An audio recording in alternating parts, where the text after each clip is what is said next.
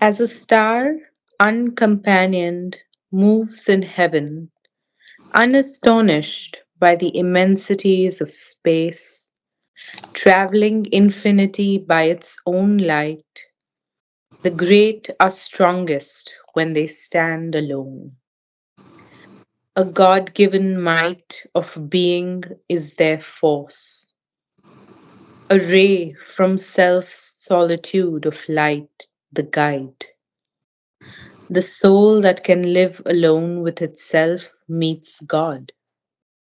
Its lonely universe is their rendezvous.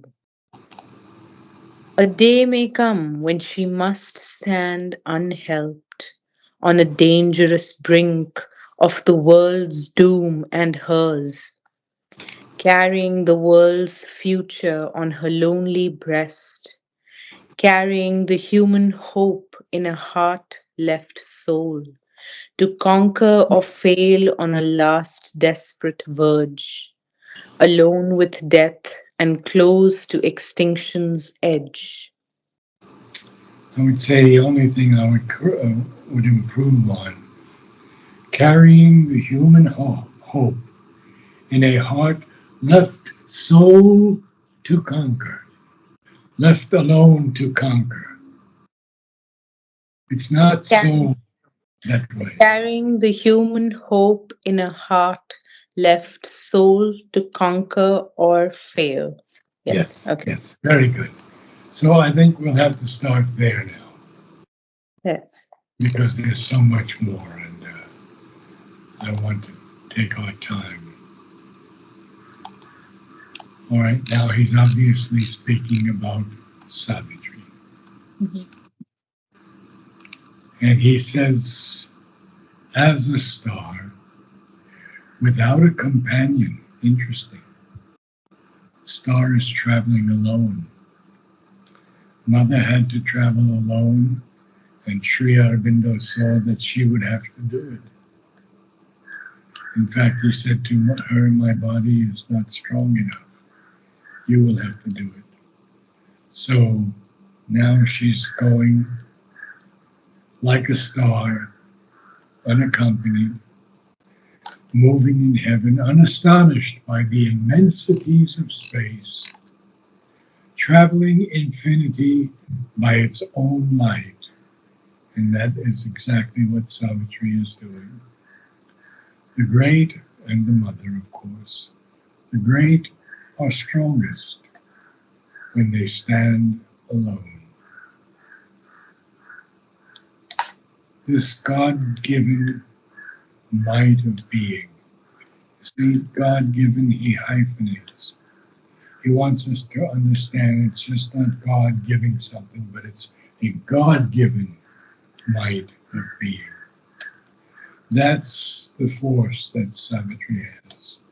And I remember reading Mother when she said, when the supermental comes down, the first sign of it will be power, not love, not peace. It has to have power. So, this God given might of being is Savitri's force. And also, a ray from self's solitude of light is the guide. And therefore, he concludes, for the moment, the soul that can live alone with itself meets God. Its lonely universe is their rendezvous. Of course, the rendezvous is a prearranged meeting place. Mhm. A day may come. Did we read that yet?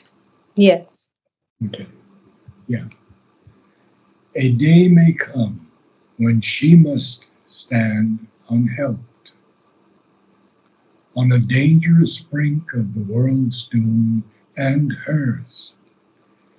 Mother Tuck asked Dr. Bish, can I make it to 100? And he said, no, Mother, the body is too weak. The bones are so frail, it won't be possible.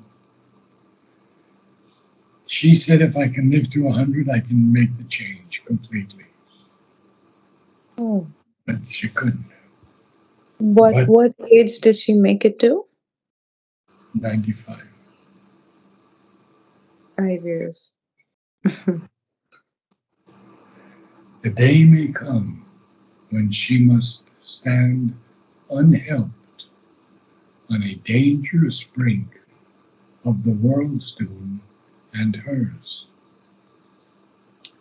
carrying the world's future on her lonely breast, carrying the human hope in a heart left soul to conquer or fail on a last desperate verge, alone with death and close to extinction's edge. Now, this is so powerful for me. She is carrying the world's future in her. She's carrying the human hope. But she only can conquer or fail. Mother can only conquer or fail, and this is a very important line, on a last desperate verge. And this last desperate verge is when a civilization has either become too corrupt and it's going to sink from the earth. We know about Atlantis, we know about Lemuria, we know something of the Aztecs, and this world 6 times had pralaya, 6 times. We're very fortunate now that Mother told us there will be no seventh. No matter what we have to fight, no matter what evil and violence we have to go against, there will be no ultimate annihilation by a nuclear or whatever forms. So, Shradhalu Da mentioned in one of his videos that I was watching that one of the signs of the supramental consciousness is that there will be no wars. And so far, as much as that they're trying. what Aurobindo Basu told me is that as long as man is in the ignorance, there will always be skirmishes and small wars. Mm-hmm. So it's not going to end when the supramental comes. Not everyone is going to be suddenly supramentalized. There's still going to be the ignorance of humanity, the animal man, and there are going to be some who are, well, that goes into Book 11, and he tells us everything in Book 11. How some are going to change, how some are looking towards this light, this supramental light, but few at first. That's why power has to be the first manifestation of the supermind, because it can defeat anything that attempts to annihilate it. Like physical power. Yes, well, supramental power. Yeah. And who can go against that? But how is it meant to coexist? Like the supramental will coexist with the ignorance? So Coexist, I wouldn't call it that. I would say that the supramental is going to build its own world, the supramental world. And on not the every, physical plane. not yeah, and not everyone is going to take part in that. So how will it how will it how will it exist? I can't tell you. Do you know? Do you have any? No. No, don't know. You see, people who talk about the supramental don't know anything about it. And Shraddhalu will tell you that also. So it's better that we're silent on the subject until we can know something about it. So she is alone with death, and she is close to extinction's edge, that close. And then what happens? Her single, Her single, yes, should I? yeah. Her single greatness in that last dire scene must cross alone a perilous bridge in time and reach an apex of world destiny where all is won or all is lost for man. So we are seeing here Sri Aurobindo telling us something very, very powerful. Very powerful. First of all, there's no one greater than Savitri. So her single greatness in that last dire scene, dire, desperate, urgent, dreadful, terrible, that scene, she has to cross alone a perilous bridge in time. Perilous is something fraught with danger. And reach an apex of world destiny. So she has to reach this apex, this climax, this peak, this acme, where all is won or all is lost for man. So it's that close. It was that close before the supramental descent. But in 1956, we had the supramental descent. Mm. And in 1920, what is November 24th, we had Krishna entering Sri Aurobindo's body. So we had two definite signs that the supramental will occur. And now we don't quite know that yet. When we get to Book 11, we'll know much more. Where all is won or all is lost for man. Please continue.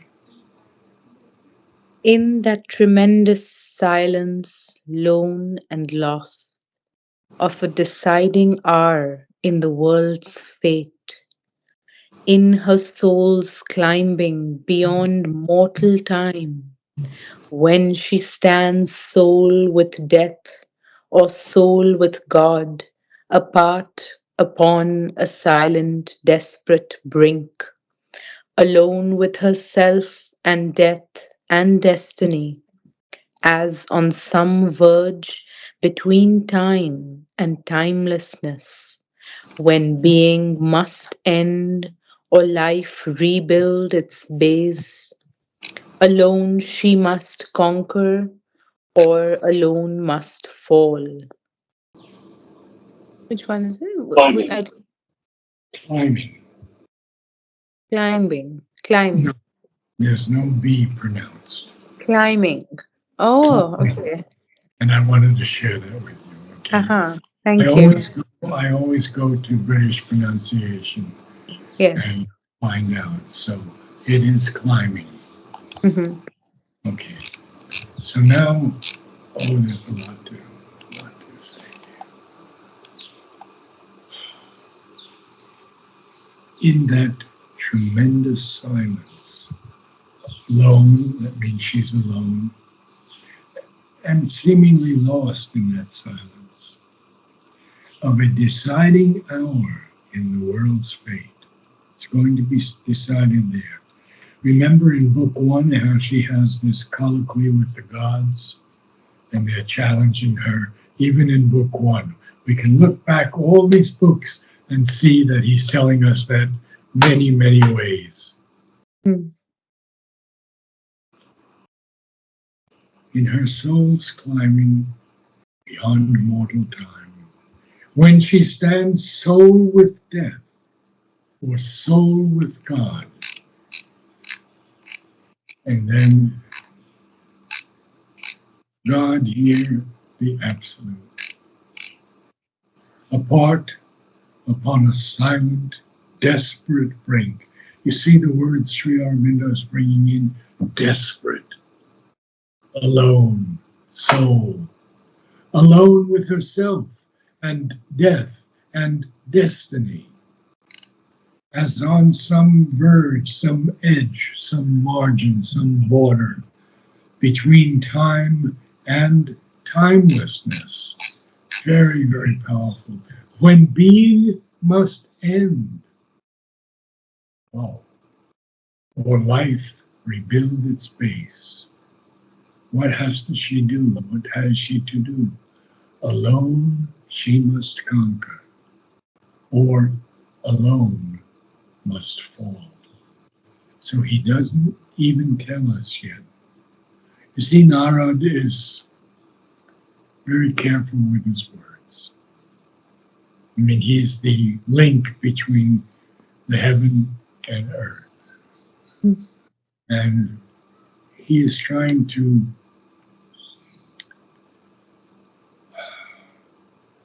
quiet the queen's vital angst. And in doing that, he has to be a little bit subtle. He wasn't subtle when they first met, when Savitri returned, but he tried to be. He tried not to tell them anything. He didn't want to say anything to Ashwapati. And Ashwapati says, he sees this cloud above Sachiban's head, and he says, if this is all, then all is well. If there is more, then all can be well. For Um, yeah, is it, uh, all can be well. Um, Only for good the the secret secret will. can work. And Yeah. so now the secret will is working here, but we don't know that yet. So no human aid can reach her in that hour.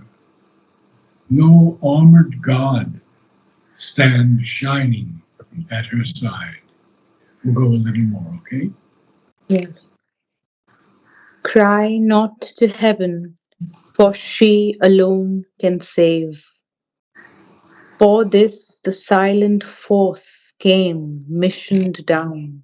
No, In her, the silent force came mission down. It eh, came down on a mission. yes, came missioned down. Yes. Where did we go? In her the conscious will took human shape. She only can save herself and save the world. So this is what he's telling the queen now. That in Savitri, her daughter, the conscious will, capital W, took human shape. And taking that human shape, she only can save herself and save the world. We have a few minutes and we can go a little bit more. Oh, Queen. O Queen, stand back from that stupendous scene. Come not between her and her hour of fate. Her hour must come, and none can intervene. Think not to turn her from her heaven-sent task. Strive not to save her from her own high will. So he's speaking pretty strongly now to the Queen. Tells her to stand back from that stupendous scene.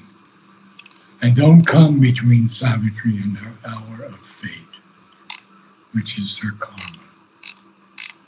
Her hour must come, and none can intervene. No one can intervene. I mean, the gods are there, but the gods are below Savitri. She's above all the gods. And therefore, her hour must come, and none can intervene.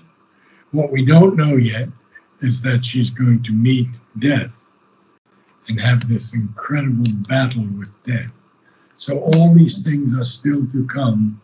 But right now we've gone through this long, long passage with Narad and the Queen, in which in the end he tells her, don't turn her from her heaven sent task. Strive not to save her from her own high will. And I guess we have to give it up for today because the next Mhm. passage is so powerful that we'll dwell for some time there. We have 5 minutes. Can you read from the beginning? Mhm.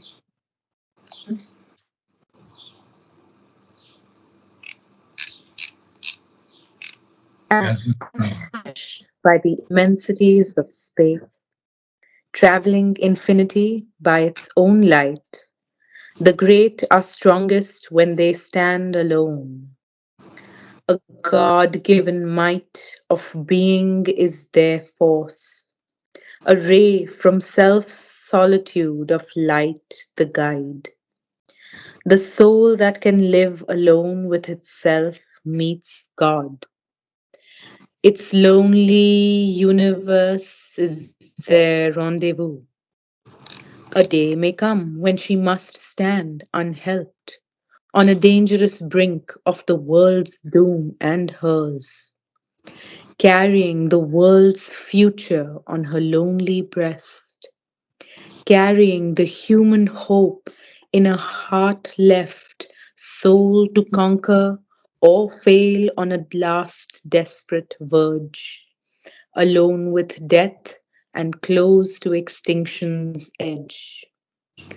Her single greatness in that last dire scene must cross alone a perilous bridge in time and reach an apex of world destiny where all is won or all is lost for man. In that tremendous silence, lone and lost, of a deciding hour is the world's fate. in the world's fate, not is the world's fate. Of It's, a deciding hour in the world's fate, I'd like you to in her soul's. read a little bit slower. Okay. I want to feel every word, every mantra word, and just reading a little slower in that tremendous silence, lone and lost. See the difference. Okay. Yes. Start from there in that In tremendous. that, yes. In that tremendous silence, lone and lost, of a deciding hour in the world's fate, in her soul's climbing beyond mortal time, when she stands soul with death or soul with God, apart upon a silent, desperate brink, alone with herself and death and destiny, as on some verge between time and timelessness, when being must end, when being must end, or life rebuild its base. Alone she must conquer, or alone must fall. No human aid can reach her in that hour. No armored god stand shining at her side. Cry not to heaven, for she alone can save. For this the silent force came missioned down. In her the conscious will took human shape. She only can save herself and save the world. O Queen, stand back from that stupendous scene. Come not between her and her hour of fate. Her hour must come and none can intervene. Think not to turn her from her heaven sent task. Strive not to save her from her own high will. Good. See you next Thank week. you. See you next week. Namaste, Naraji. Thank you. Thank you.